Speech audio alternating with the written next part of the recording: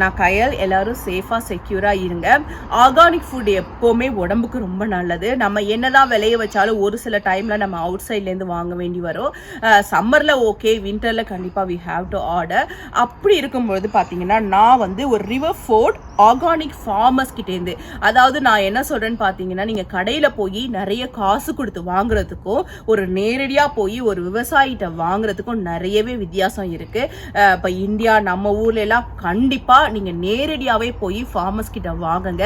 அவங்க கண்டிப்பாக சீப்பாகவும் கொடுப்பாங்க. அவங்க கிட்ட போய் பார்கென்லாம் பண்ணாதீங்க. ஏன்னா இங்கெல்லாம் நாங்கள்லாம் பார்த்தீங்கன்னா ஒரு ஆர்கானிக் ஃபுட் வாங்கணும்னா அவ்வளோ காசு பே பண்ணுவோம். இந்த வெப்சைட்டில் பார்த்தீங்கன்னா நான் ஃபர்ஸ்ட் டைம் தான் இப்போ ஆர்டர் பண்ணியிருக்கேன். இதை பற்றி ஏற்கனவே என்னோட ஃப்ரெண்டு சொல்லிக்கிட்டே இருந்தாங்க. ரொம்ப நாளாக என்னால் ஆர்டர் பண்ண முடியல.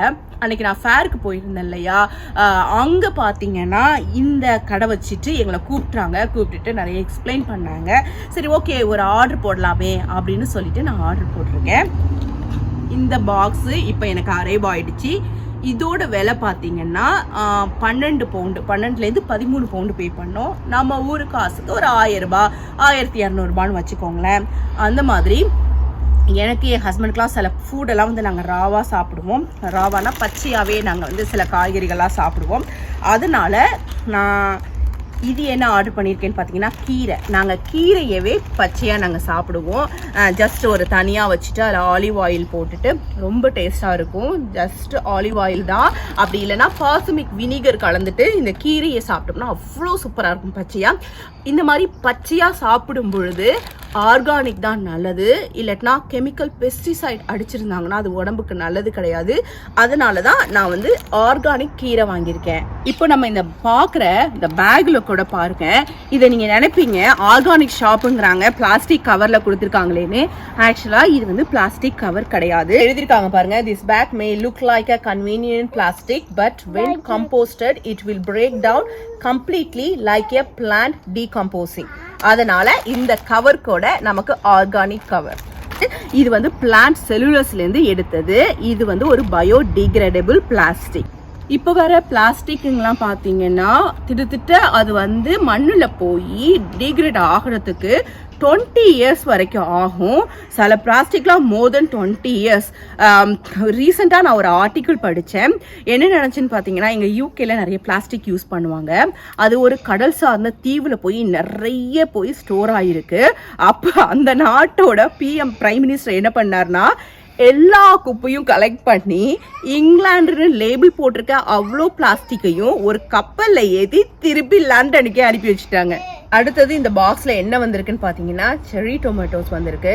நான் சொன்னேன் இல்லையா, நான் சாலடுக்கு நாங்கள் வந்து வெறுசாவே சாப்பிடுவோம். இதெல்லாம் நாங்கள் குக் பண்ணி சாப்பிட்ற ஐட்டம்ஸ் கிடையாது. இது எல்லாமே பச்சையாக சாப்பிட்றதுனால இதுவும் நான் ஆர்கானிக்காக வாங்கியிருக்கேன். அடுத்தது ஸ்ப்ரிங் ஆனியன்.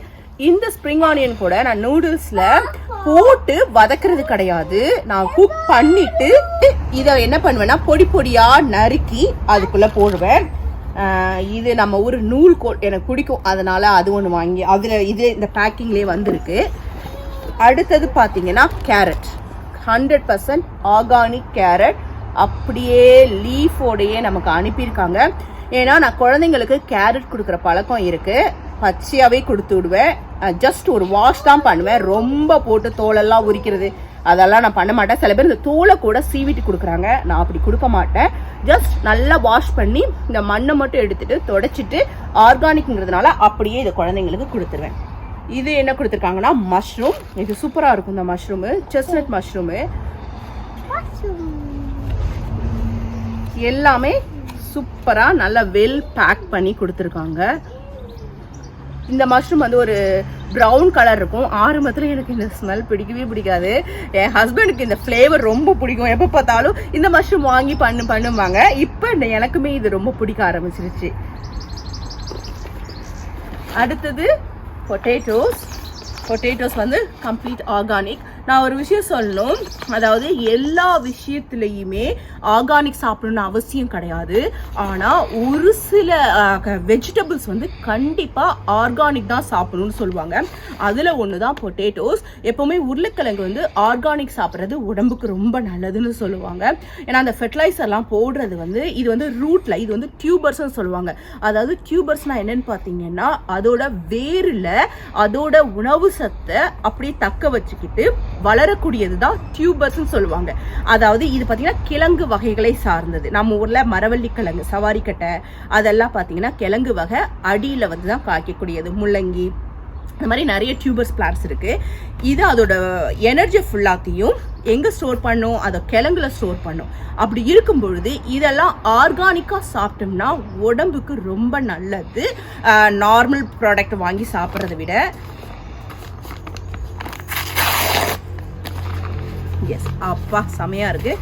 ரொம்ப பார்த்தீங்களா ஆர்கானிக்காக க்ரோ பண்ணால் எல்லாமே அப்படியே மண்டா பெருசு இருக்காது. நீங்கள் வந்து ஒரு கடையில் போய் நல்லா உரத்து போட்டதை பாருங்கள், ரொம்ப பெருசாக விளையும்.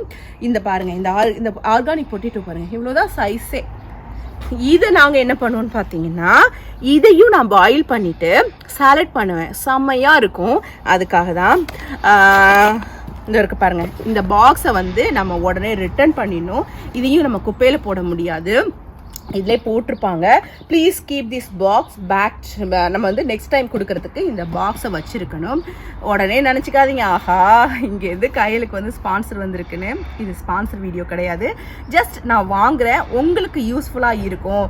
லண்டன்லேருந்து பார்த்தாங்கன்னா அவங்களுக்கு யூஸ்ஃபுல்லாக இருக்கும். அப்புறம் நம்ம ஊரில் உள்ளவங்களுக்கு ஃபார்மர்ஸ் கிட்ட எது போய் நீங்கள் ஆர்கானிக் ஃபுட்டை வாங்கணும் அப்படின்னு சொல்கிறதுக்காக தான் இந்த வீடியோ முக்கியமாக. அதனால் உங்கள் வீட்டுக்கு பக்கத்தில் உள்ள, இல்லைன்னா உங்கள் ஊருக்கு பக்கத்தில் உள்ள விவசாயிங்க கிட்ட போய் நேரடியாக வாங்குங்க, பேரம் பேசாதீங்க. அவங்கக்கிட்ட மிச்சம் பிடிக்கிறதுக்கு ஒன்றும் கிடையாது. ஒரு கார்டனிங் பண்ணுறவங்களுக்கு தெரியும் அது எவ்வளோ கஷ்டம்னு. விதை போட்டதுலேருந்து அதை ஹார்வெஸ்ட் பண்ணுறது வரைக்கும் அதுக்கு பூச்சி தொல்லை, அதுக்கு என்னென்ன தொல்லை வருது தெரியுங்களா? அவ்வளோத்தையும் தாண்டி ஒரு ஹார்வெஸ்ட் பண்ணுறது, அதாவது ஒரு அறுவடை பண்ணுறது சாதாரண விஷயம் இல்லை. அதனால் நம்ம எப்போவுமே ஆர்கானிக்காக இருப்போம், ஆர்கானிக்கை சாப்பிடுவோம், ஆர்கானிக் ஃபார்மர்ஸை நம்ம சப்போர்ட் பண்ணுவோம். தேங்க்ஸ் ஃபார் வாட்சிங் மை வீடியோ. மறக்காமல் லைக் பண்ணி, ஷேர் பண்ணி, சப்ஸ்கிரைப் பண்ணுங்கள். சப்ஸ்கிரைப் பண்ணும்போது பக்கத்தில் உள்ள பெல் ஐக்கானை கிளிக் பண்ணிட்டீங்கன்னா நான் போடுற வீடியோ நீங்கள் உடனே பார்க்கலாம். தேங்க்ஸ் ஃபார் வாட்சிங்.